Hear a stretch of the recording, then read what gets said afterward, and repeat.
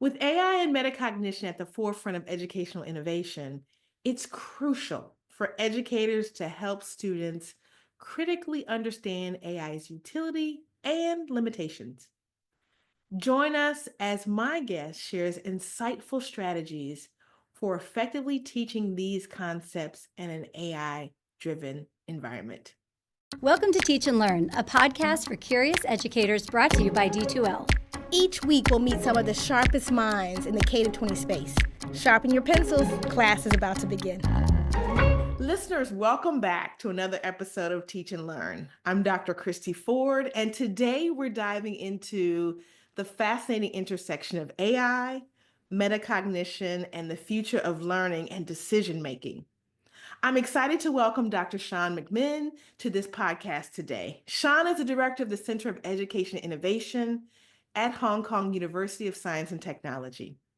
Sean has over 20 years of experience in higher education. He's taught numerous courses from digital literacies to social complex systems, and has a profound interest in educational technology and network learning.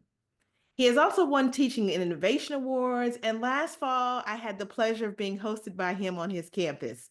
Sean, I'm so happy to have you here today. Thank you. Pleasure to be here. So for my listeners, I just want to frame this conversation a bit, Sean, and why I reached out to you. So let me just do a little framing here for those who are joining us today. You recently published an article entitled Navigating AI Literacy in the Classroom, a case study with generative AI's data analysis tool. And as I saw your post on LinkedIn and started to read it, I was genuinely excited, one, that you've gotten something published so quickly around this work. And I want to make sure we talk about that at some point in this episode. But two, the focus and approach on metacognition really spoke to me. So I just want to kind of maybe just jump right in and talk a little bit about the article. You and your co-authors talk in the article about the fact that students are both using AI more, but are also worrying about over dependence.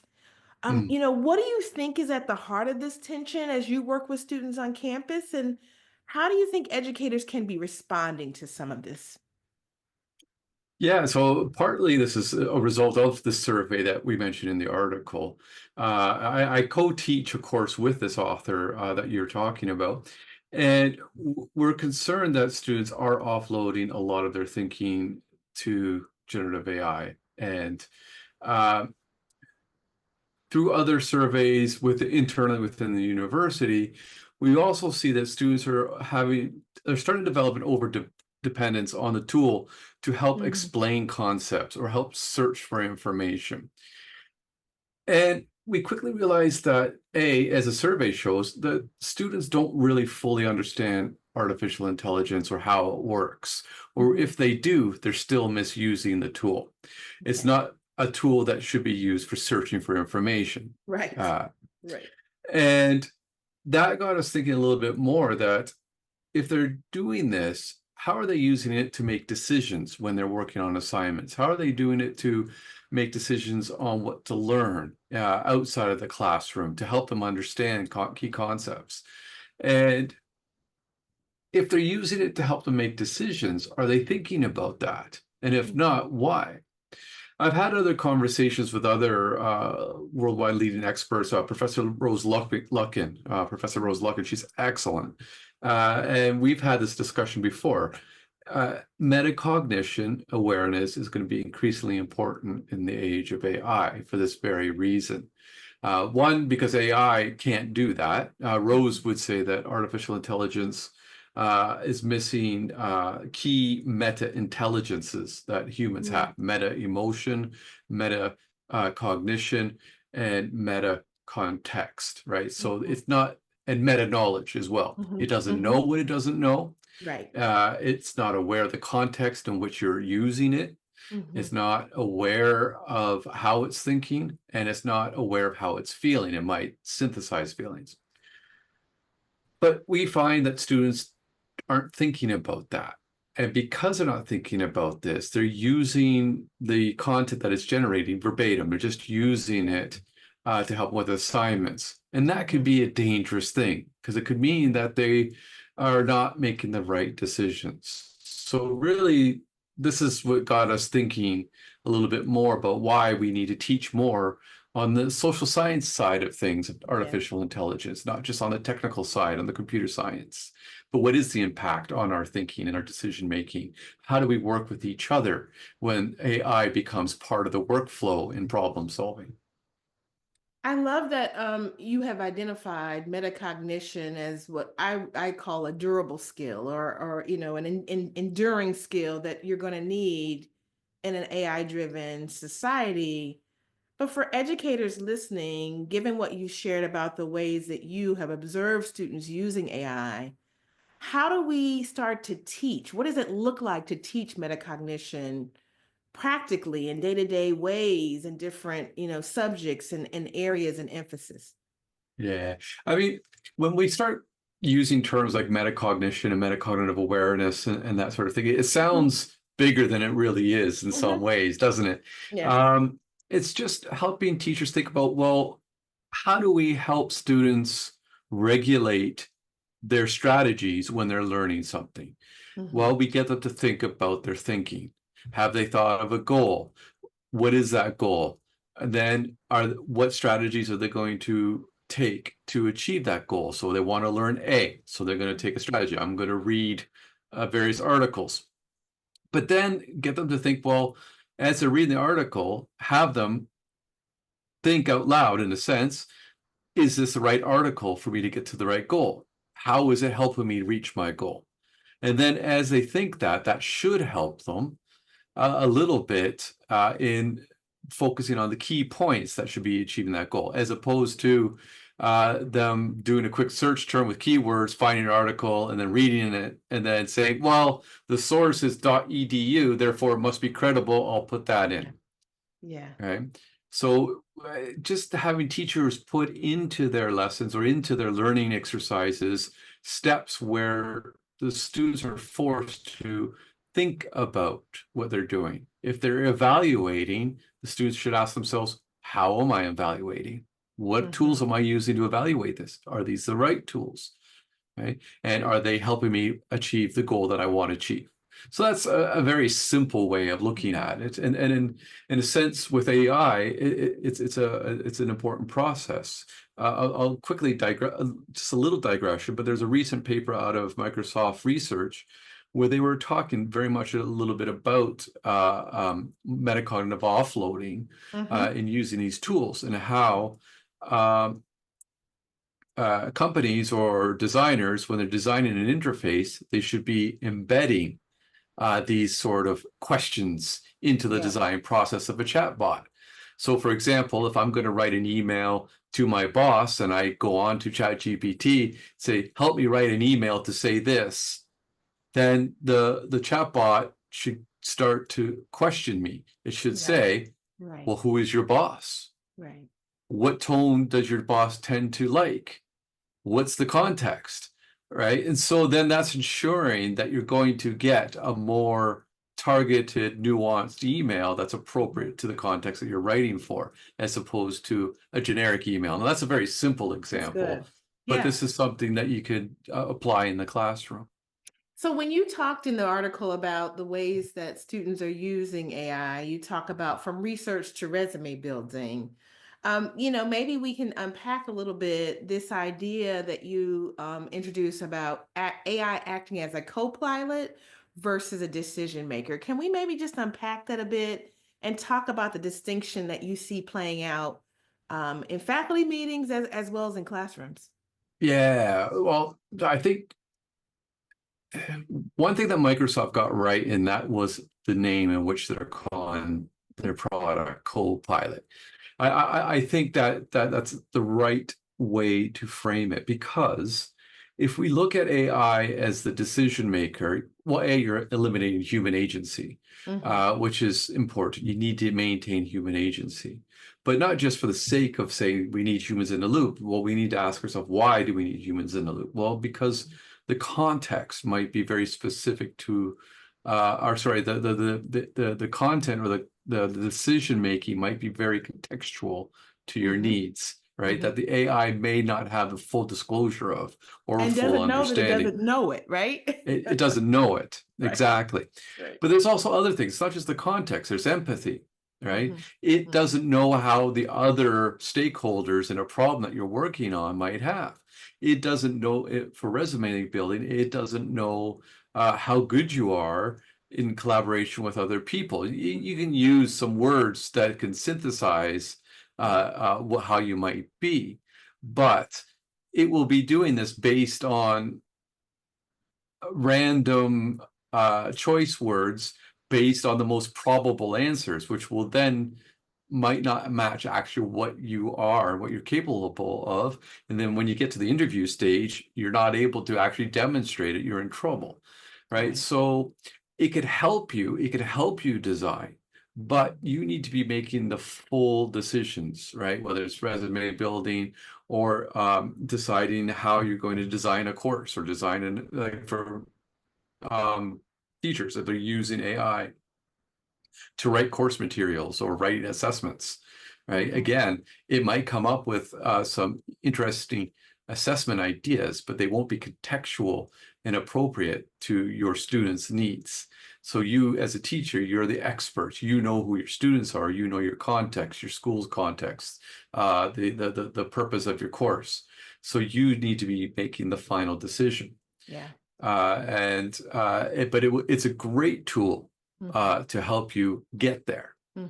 That's great. That's great. And I guess I want to just follow up in terms of the approach in faculty meetings. You know, when you're talking to your colleagues on campus or you're having these kind of dialogue and discourse, how are you thinking about or how are you sharing with other faculty members maybe the ways in which you're doing this and ways in which you give a great example when we chatted in preparation for this podcast about an origami task, and you talk about Mm. that approach. Maybe we can kind of have you share that experience here, and then how do you use that to elevate and socialize with other faculty on campus this work? Yeah. Okay. So the origami example is a really fun one. It's not scientific in any means, but we've run it about 3 times over the last 3 semesters, and it works quite well. The main purpose of this is to help students become metacognitively aware of the resources that they choose in order to get a job done, right? And it's also designed to help them understand the limitations of these tools, particularly in this case, text-based chatbots. Yeah. So what we do is we assign them into pairs, and we tell one person you're the observer. Take notes of your partner. Observe how they solve a problem. And in this case, the problem is they have to learn how to do a frog origami. And as the only resource that they can use to learn how to do the frog origami, so that's a tongue twister for me tonight, is to watch a YouTube video. So that they must use YouTube to teach them. So they have one person making it and then the other person observing their strategies. How do they do this? Then after they've done that task, we give them a second task. And the second task is to make a crane origami, relatively the same kind of skills, right? Although I think the crane might be a little bit more difficult than the frog. But this time, we tell them that you cannot use YouTube. You can only use ChatGPT or a text-based chatbot to teach you how to create it. And what happens is, unsurprisingly, most of the students fail. They can't do it. So the frog origami, almost 100% success rate. For the crane origami, very little. And again, they're being observed by their partner. And then they discuss afterwards what happened, what were their strategies, how did the tool, the teaching tool, impact their strategies? Were they thinking about things? And then we discovered that those who were working with ChatGPT on the frog or the crane origami, they were forced to think about their strategy a lot more, right? They were forced to think a little bit about, well, what prompts? Am I using the right prompts? Why is this prompt not working? So it's forcing them to think about their strategy. But they also learned that perhaps this isn't the right tool for the right problem. So that's also another lesson. one thing that came out, we just recently did it 2 weeks ago, and I didn't mention this to you, is one student was able to do the crane origami very quickly. And I asked him, I said, did you know how to do it before? He said, yes, I did, but I needed a reminder. Sure. Yeah. Right. And ChatGPT just helped me remember how. Mm. And I said, well, that's very interesting, because this is what studies are starting to show. Those who know how to use AI well and those who have expert knowledge far outperform those who have novice knowledge, but can use the AI tools. So this is, I mean, it's not a scientific example, but it kind of replicates that idea. And so it's a fun activity. It's a fun activity because it forces them to think a little bit about themselves as well, not just about AI, but it gets them to think a little bit about, well, how do I approach learning how to solve a problem? And what is the importance of thinking about my strategies and reflecting on it, and then readjusting my strategies as I fail, and then try something new and realign and fail again and try something new. Yeah. I love that. I love that. Maybe we can also connect this back to the article. One of the things you talk about, you and your co-author talk about, is this idea around fused, directed, and abdicated co-creation with AI. As you talk about that recent example, can we maybe connect that to these terminologies, or can you at least take some time maybe and unpack for listeners how you have created that reference point for each of those pieces? So we talk a little bit, well, in the article, we talk a little bit about 3 different ways of looking at collaboration with AI. There's the cyborg kind of perspective, although this is what the literature has called it, although in our course, we call it the chimera approach, because the chimera is more like you can't really tell where the machine and or the different parts of the different animals begin and end, and they just come out when needed, versus the centaur approach, where there's a distinct difference between the human and the AI, or then there's the complete dependence on the machine, and you're offloading all the decision making, which is quite dangerous.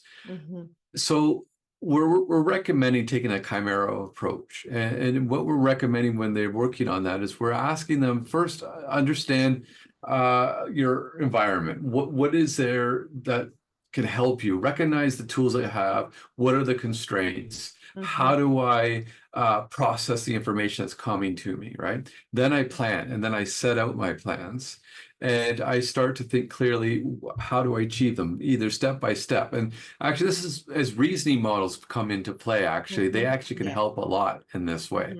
And then I assess whether or not each step along the way to my goal requires AI assistance or not, right? Because sometimes you might think, no, I don't need it right now. I need to think about this, right? And in fact, in an experiment we're running right now, I noticed that some students are doing this, but they may not be thinking about it. What they're doing is, for the low order thinking skills, such as understanding and explaining, they're actually just relying on the tool, and they're using it to help explain concepts, all right, and helping them understand the task.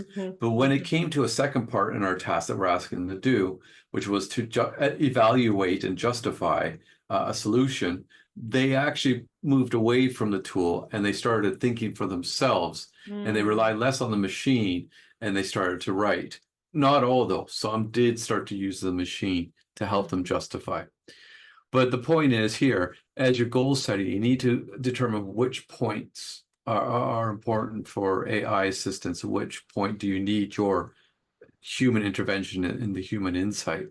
Then monitor everything you're doing, right? Question everything along the way. Is this the recommended idea that I'm looking for? Is this logical, or is there any bias in this result, or is there any bias in the question that I asked myself, right? And this is something that we teach, JC, my co-worker and the co-author of this, we teach in the course. You need to recognize your biases as well, just as much as the biases that are in the tool, right? Because sometimes the tool and the output might start or influence confirmation bias. That's right. That's right. And I think more often than not, it will do that. Mm-hmm. Mm-hmm. So as you work on this and you guard against these kind of issues, right, and you're not being persuaded by the AI tool, Mm-hmm. you evaluate the situation, and you can cross-reference everything that you're doing to other sources of information.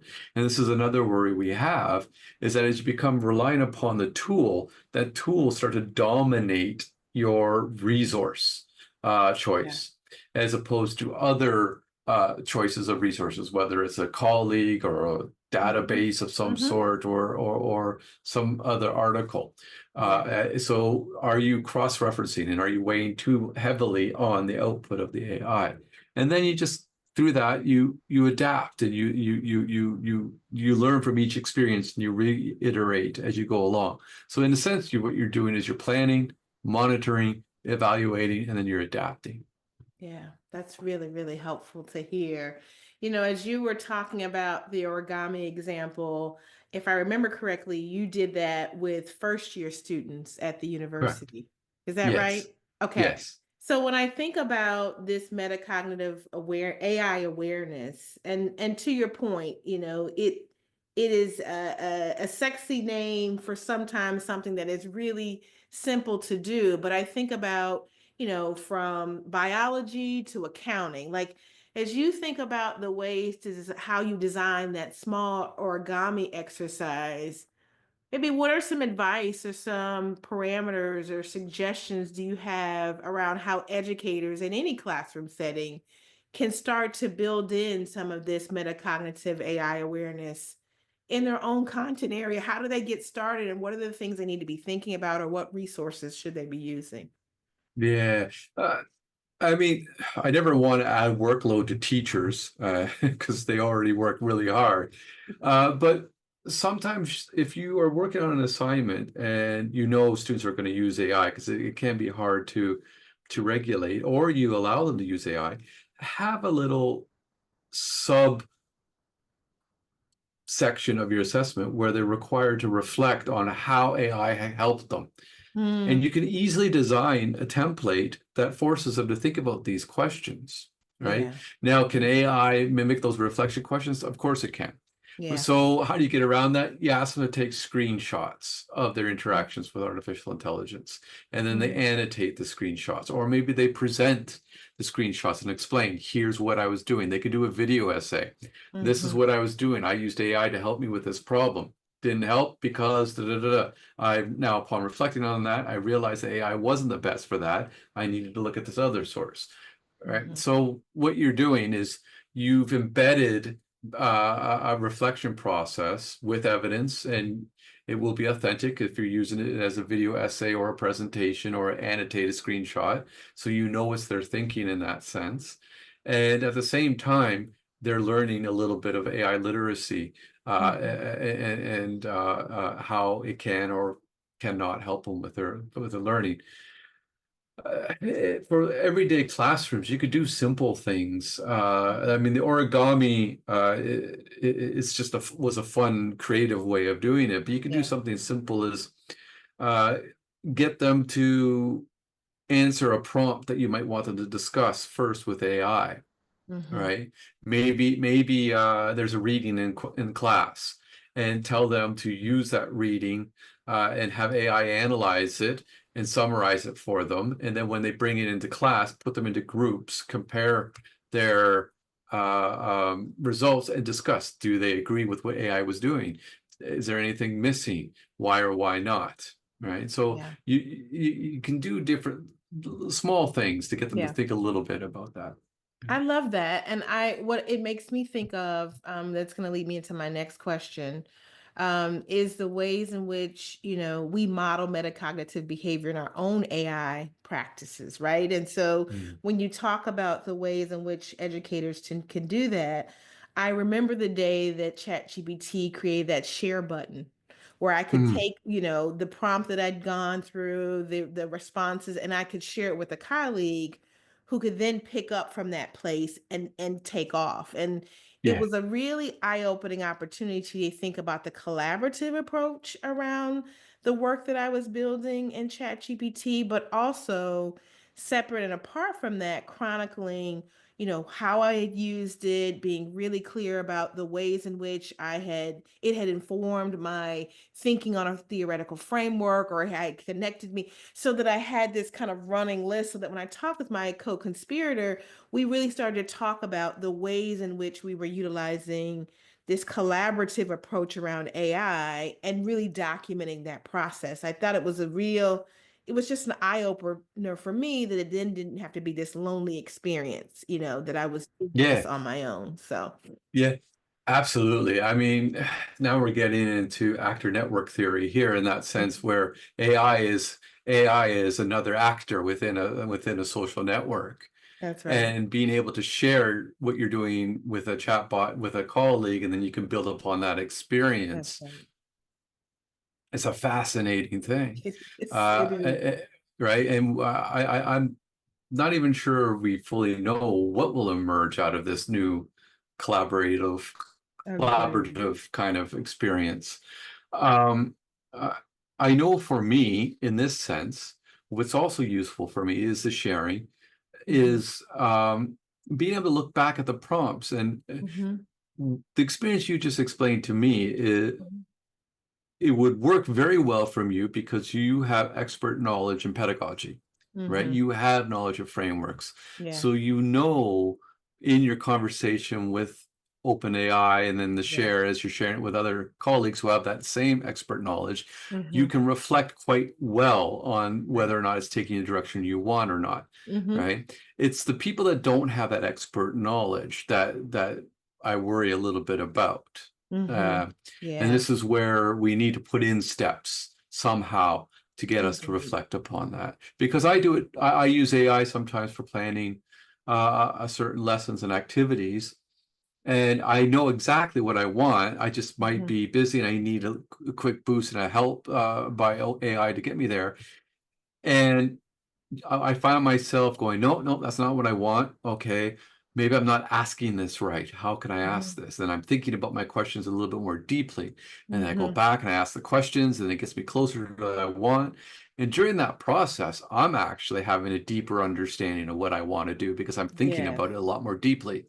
Yes, Right? yes. And you're refining, again, to your point in the earlier part of this podcast, AI doesn't know what it doesn't know. And so you're Yeah, refining that context and providing more rich description and persona and all the nuance that helps you really to get the output that you need. exactly. I am so fascinated by this work. I want to ask you maybe two questions in one as we wrap up here. One, I want to ask, as you think about the work that you're doing, amazing work with students every day, really being able to do this applied research with students around AI. Maybe what's one piece of advice or takeaway for educators with respect to AI? What would that be? And then the second thing is, I'm amazed at how quickly you're able to get publication and research out there. Do you have any recommendations for all of us? Because one of the things that I hear from educators a lot is that the historical publication cycle is very slow. And so by the Mhm. time something historically gets published, in the realm of LLMs is dated. And so I guess I want to ask you maybe for advice on both those fronts. Yeah. Well, geez, they're simple questions, but hard to answer. The advice for others, I think, don't be too afraid about this phenomenon. It is having a large impact on education. But if we put our heads in the sands and we just say, well, it's not going to affect my domain, then you're in trouble, Mhm. right? Because it's going to affect all domains, all disciplines, right? Whether you're a historian or a social scientist or a Mhm. marketing professor, whatever. Mhm. So I'm not saying embrace it and say that you must adopt it. I Mhm. think you have to make sure, if you do adopt it in your teaching, if you adopt it in your assessments, you do it responsibly. Make sure it fits your needs, right? Don't just use it because it's the next biggest thing, right? I Right. mean, I'm hearing a lot of people talk about DeepSeek because Mhm. it's a very Yes. uh it's caused a lot of noise. Yes, it in the has. industry. And but I worry that people are just going to say, oh, DeepSeek everything, DeepSeek everything. Well, no, that's just one model of AI. There might be other models that are more appropriate to what you want to do, right? Or there might be future models and so on and so on. So I think understanding that you need not be afraid of it, but you do have to pay attention, but Mm-hmm.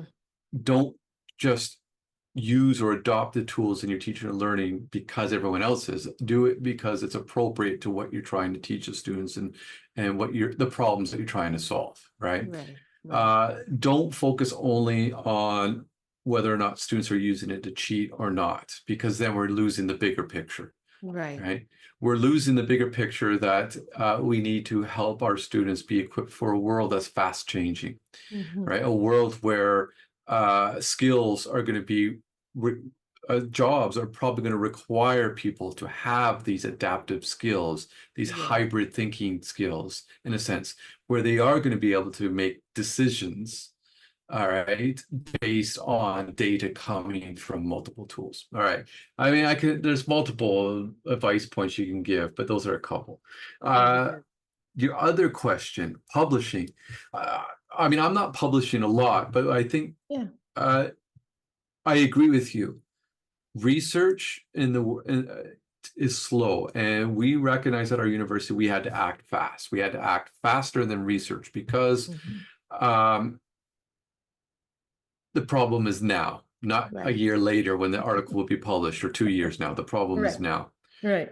So getting the word out, we decided to try to get published, not necessarily in high impact research journals, but more in journals that will be read, still taking the research seriously, Mm-hmm. right? I'm not saying the research isn't serious, Mm-hmm. but working with organizations like Campus, Times Higher Education, Campus Plus, getting articles out through there, or working with organizations like the Digital Education Council, which it has over 70 universities worldwide involved in this council, and then some other smaller alliances, and going through publications through these and presenting at conferences and talking about, well, what are we doing? How are we applying what we know empirically and applying it in the classroom now? So that's how we're getting around that issue, because if we just rely on your traditional journals, people will still be worried about whether or not AI detectors will detect students cheating, and we won't be actually doing anything innovative in the classroom. That's right. That's really, really great feedback. I mean, and again, to your point, because you've done that, I immediately saw it, I read it, and sparked this conversation so that we can share this globally with others who are grappling with some of the same issues, right? Like we are all in this digital transformation together. And if anybody tells you you're an expert, they're lying, because this work is consistently evolving. And so Yeah, I just want to thank you, Sean, for the time. Thank you for the work that you're doing. We'd love to stay connected. So listeners, as we talk about this article, absolutely. we'll make sure to link it in this episode so you can take a look at it. Any final thoughts as we wrap up here today from you? No, it's the final thought is these are exciting times. I'm loving it, right? It's good to have something so impactful to do, That's right. I guess. Yeah. That's right. Well, we will leave on that note. Sean, thank you again. Thank you to our dedicated listeners everywhere and curious educators for joining us today. Remember to follow us on social media. You can find us on X, Instagram, LinkedIn, or Facebook at D2L, and subscribe to D2L YouTube channel so you can see this episode and others like this.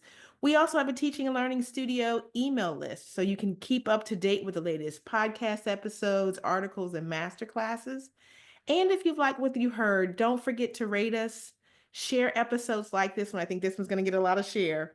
And remember to subscribe so you never miss what's going on in store. So thank you again for listening. Until next time. You've been listening to Teach and Learn, a podcast for curious educators brought to you by D2L. To learn more about our K through 20 and corporate solutions, visit d2l.com. Visit the Teaching and Learning Studio for more material for educators by educators, including masterclasses, articles, and interviews. And remember to hit that subscribe button. And please take a moment to rate, review, and share the podcast. Thanks for joining us. Until next time, school's out.